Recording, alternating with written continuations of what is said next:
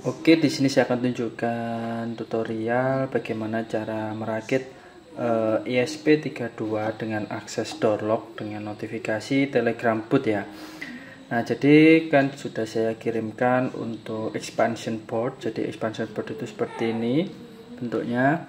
Jadi kalau bagi teman-teman yang ingin pesan, silahkan buka di Shopee atau Tokopedia saya. Nanti saya taruh linknya di deskripsi ya. Nah, jadi nanti itu dapat expansion board dari ESP32, lalu dapat ESP32 nya juga seperti ini ya. Terus dapat door lock 12 volt DC yang ukuran besar. Lalu kartu RFID nya 1, keychain nya 1. Lalu ada female DC 1. Terus kemudian kabel jumpernya juga sudah saya sesuaikan dengan kebutuhannya. Lalu driver relay active high, lalu RFID nya, lalu ada buzzer, lalu sama breadboard kecil, dan sama kabel micro USB nya 1 ya. Dan ada lagi adaptor 12 volt DC untuk sumber tegangan dari solenoid door lock-nya, karena sumber tegangannya dia 12 volt ya. Nah, jangan lupa untuk dibuka RFID-nya, dan di RFID itu masih belum disolder untuk pin leader-nya. Jadi pin leader-nya disolder ya. Dan disarankan untuk pensolderannya seperti ini biar tidak merusak dari RFID. Karena kalau misalkan terkena solder terlalu lama bisa merusak dari modul RFID-nya. Ya. Jadi diusahakan jangan terlalu lama-lama untuk mensoldernya biar tidak panas. Nah, terus untuk buzzernya, nah cara pasang buzzernya seperti ini, dipasang di bagian tengah dari breadboardnya seperti ini. Nah, seperti ini. Terus ini sudah saya pasangkan untuk kabel-kabel jumpernya. Ini juga untuk driver relaynya, tinggal pemasangan setiap komponennya ke modul ESP32 nya ya. Nah, sebelum saya rakit untuk komponennya semua ini, saya akan tunjukkan untuk cara uploadnya. Nah, untuk cara uploadnya, ini tinggal pasangkan kabel micro USB di sebelah ESP32. Nah, pemasangan ESP32 di expansion portnya itu seperti ini ya. Jangan sampai terbalik pemasangannya, bisa merusak dari expansion dan ESP32 nya karena powernya terbalik nanti ya. Jadi caranya tinggal ESP32 ditancapkan ke micro USB seperti ini, lalu ininya tinggal dihubungkan ke laptopnya. Nah, di sini saya akan tunjukkan untuk cara upload programnya ya. Nah, jadi setelah ditancapkan kabel USB-nya, tinggal dibuka ini program dari Arduino-nya. Nah, tapi bagi teman-teman kalau belum punya software Arduino atau belum tahu cara setting dari ESP32, install drivernya dan sebagainya, teman-teman bisa lihat dulu untuk video tutorial ini ya. Di sini ada video tutorial untuk cara setting ESP32. Tinggal buka browser, kemudian di paste. Nah, teman-teman tonton dulu video ini hingga selesai. Di sini ada step by step mulai dari install Arduino, cara install driver ESP32-nya, dan cara uploadnya juga ada di sini ya. Jadi teman-teman harus tonton ini dulu biar tahu langkah-langkah yang harus dilakukan sebelumnya ya, sebelum lanjut ke step berikutnya ya. Nah, terus kalau misalkan sudah install Arduino, sudah install drivernya, kemudian kita masuk di program ya. Kita perlu yang namanya install library ya. Nah, ini ada library Universal Telegram Boot, ada library RFID, ada library Arduino JSON. Nah, bagaimana cara installnya? Teman-teman buka di sini ada library ya. Jadi ada 3 library di sini. Kemudian teman-teman tinggal buka file Arduino lagi, pilih scat, terus pilih include library, pilih add zip library ini, terus kemudian tinggal buka di folder yang sudah saya kirim di bagian library ini. Nah, ini tinggal teman-teman open satu-satu hingga nanti di sini tulisannya library installed. Nah, kalau misalkan sudah diinstal satu persatu, berarti tandanya library-nya sudah berhasil terinstall ya. Nah, terus kemudian yang perlu diganti yaitu SSID sama password WiFi-nya yang akan dikoneksikan. Nah, kalau bisa karakternya jangan terlalu panjang dan besar kecilnya harus sama ya. Nah, jadi harus teliti, terus kemudian diganti untuk boot token yang didapatkan dari boot folder dan ID boot atau chat ID yang didapatkan dari @myIDBot ya. Nah, ini didapatkan dari mana? Didapatkan dari pembuatan Telegram bot. Nah, kalau misalkan teman-teman belum buat Telegram bot atau belum paham bagaimana cara buat Telegram bot, teman-teman bisa tonton video saya yang di sini. Nah, ini ada link cara membuat Telegram bot ya. Nah, ini tinggal di copy, kemudian buka di browser ya. Nah, itu nanti di sini. Nah, ini ada step by step cara membuat Telegram bot di Telegram ya. Nah, jadi ikuti dulu step by stepnya di video saya ini. Nah, ini ada step by stepnya semua. Jadi teman-teman tinggal cek di video saya yang ini ya. Terus kemudian kalau misalkan sudah mendapatkan boot token dan ID-nya, teman-teman tinggal isikan di sebelah sini ya. Boot token sama chat ID-nya. Nah, kalau misalkan sudah diganti, tinggal kita upload untuk programnya. Nah, cara uploadnya tinggal ketik tools, lalu pilih board ESP32, cari di sini yang do it ya. Namanya do it ESP3 DevKit V1. Nah, ini. Nah, do it ESP3 DevKit V1. Nah, nanti di sini akan berubah nama boardnya. Ya, terus kemudian di tools portnya dia terbaca di COM berapa. Terbaca di COM 3. Terus kemudian tinggal klik upload ini ya, teman-teman.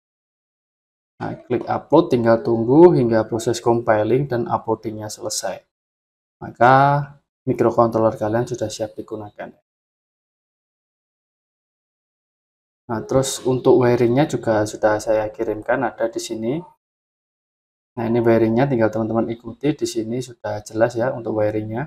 Nah, ini sudah saya upload program ya. Ini tinggal dilepas saja kabel micro USB-nya.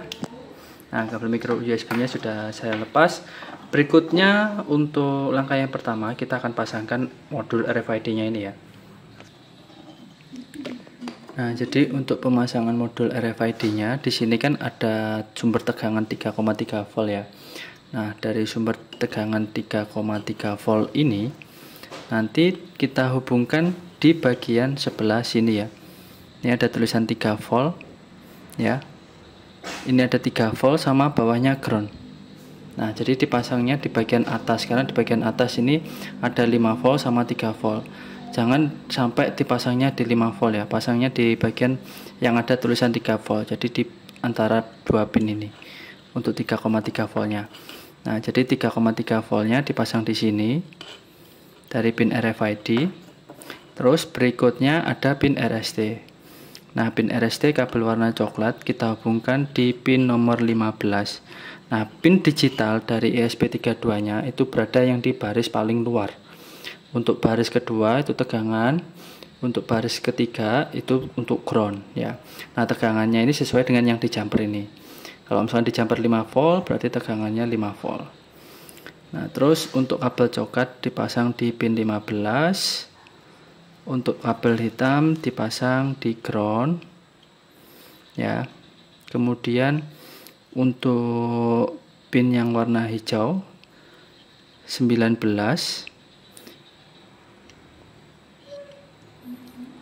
lalu pin yang kabel warna biru itu adalah mosi. Dan nanti juga bisa dilihat di wiring diagramnya ya. Jadi disesuaikan di wiring diagramnya. Yang penting tahu untuk pemasangannya seperti ini.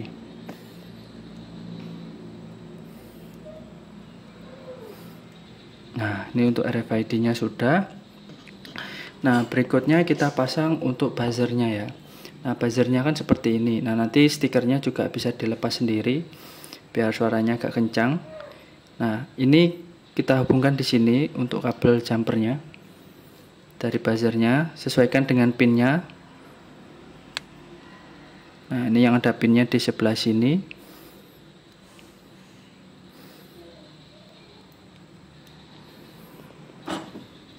Nah, untuk yang bagian positif yaitu kabel warna ungu dipasang di pin digital. Untuk yang bagian negatif tinggal pasang di pin ground. Nah, di sini saya pasang di pin ground di bagian baris nomor 3. Pin digitalnya dia berada di pin 26 untuk buzzernya ya. Nah, terus kemudian untuk relaynya, nah ini relaynya juga sudah saya hubungkan kabel jumper. Ini untuk negatif, lalu kabel ungu positif, kabel biru outputnya. Nah, untuk negatifnya kita pasang di ground.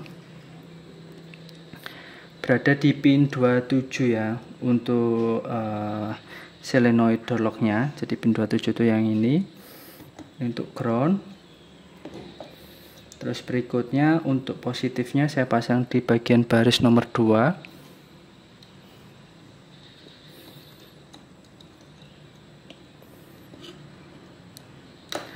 Terus untuk outputnya saya pasang di pin nomor 27. Nah, nanti cara pasangnya jadi seperti ini ya. Yang penting harus tahu maksud dari setiap baris pin headernya yang ada di sini ya. Nah, terus kemudian untuk door lock-nya tinggal kita seri ya. Caranya siapkan obeng ya. Sini saya gunakan obeng test pen.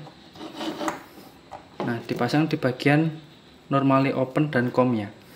Nah, jadi dari positifnya ini kita seri. Masukkan ke sini.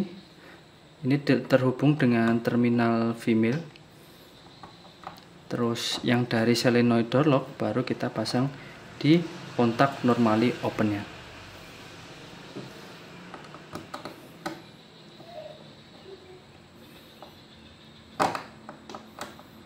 Nah, tinggal kita pasangkan adaptornya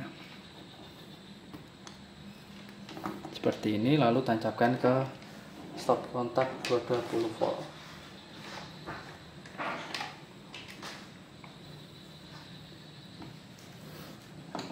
Terus untuk sumber tegangan dari ESP32 nya bisa gunakan kabel micro USB nya. Bisa ditancapkan di power bank ataupun komputer dan laptop.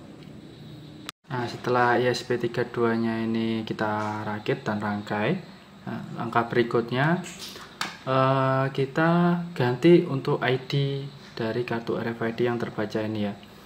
Nah, di sini kan ada ID-nya ya. Nah, ini kita tempelkan salah satu kartu dulu yang ingin kita daftarkan untuk akses pintunya. Nah, ini misalkan ini buzzernya tadi sudah berbunyi. Nah, nanti kalau misalkan ada gambar tanda seru, berarti tandanya untuk COM baud rate-nya itu berbeda ya. Jadi ini kita ganti dulu, kita samakan. Di sini serial begin-nya 115200, jadi ini perlu kita setting di 115200. Jadi kita samakan. Nah, ini sudah sama. Terus kemudian tinggal kita tempelkan lagi. Nah, ini dia terbaca untuk desimal dari kartu RFID-nya. Ini tinggal kita copy.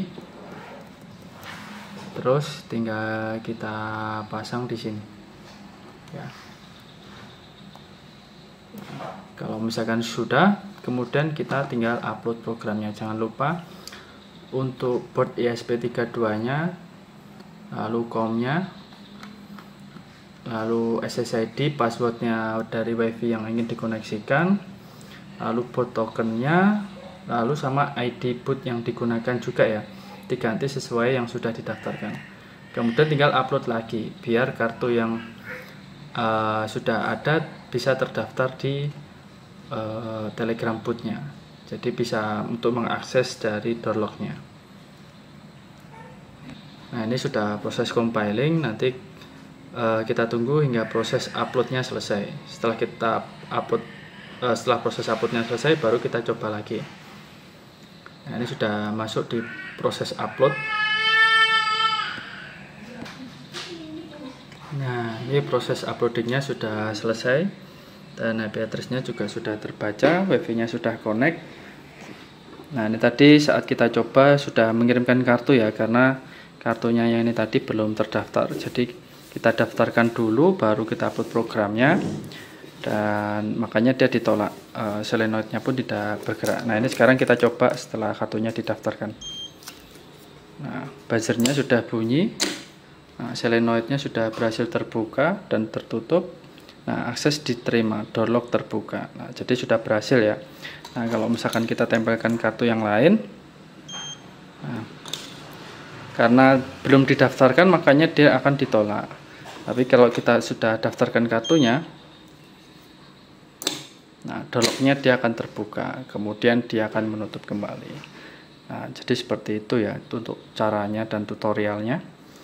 Oke, cukup sekian video kali ini, semoga bermanfaat dan jangan lupa untuk like dan subscribe channel Kapasitores. Bye bye.